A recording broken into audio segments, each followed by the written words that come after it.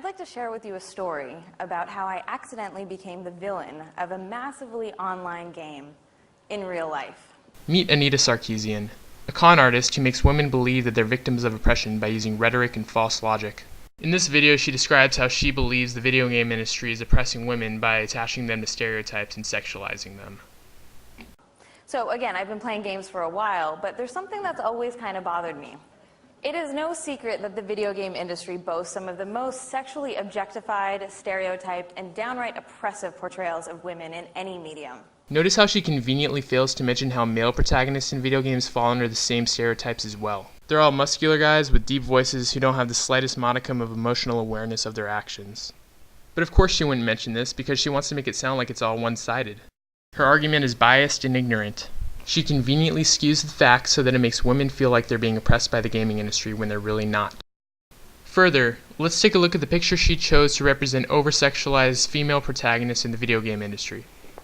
Aside from these four characters, which of these characters are even over-sexualized at all? Especially Cortana from Halo. She's an AI in the game. She's not even a real being in a video game that doesn't even have a real-world setting. In no way is she sexualized whatsoever within the Halo series. And why is Miss Pac-Man in this picture? She isn't even a human character. She's just a ball that eats stuff. Turns out that there are a bunch of male gamers out there who were, shall we say, not too excited about this project. Her project could be equated to people throwing their money at her so that she could fight the video game industry's supposed oppression of women. But it's not just males who don't like her idea. She's convincing people to throw their hard-earned money away for a lost cause. And you don't have to be a male to understand that. She's fabricating an issue out of nothing to deceive others and make an extra buck. What isn't there to hate about that? I've sadly gotten used to sexist slurs and sexist insults, usually involving kitchens and sandwiches. But what happened this time was a little bit different. I found myself the target of a massive online hate campaign. Now, the next couple of slides represent just a tiny fraction of the harassment I received, and they come with a very large trigger warning.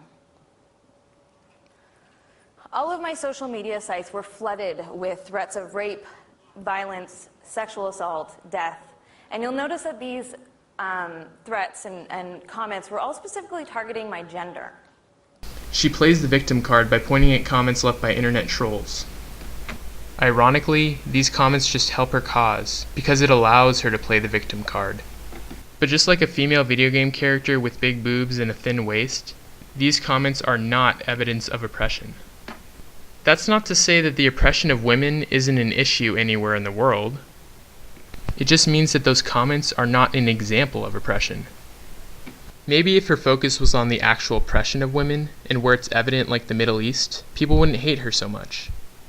But instead, she's convinced people to throw their money away because some female characters in some video games didn't look the way she wanted them to look. And that is why Anita Sarkeesian deserves no sympathy.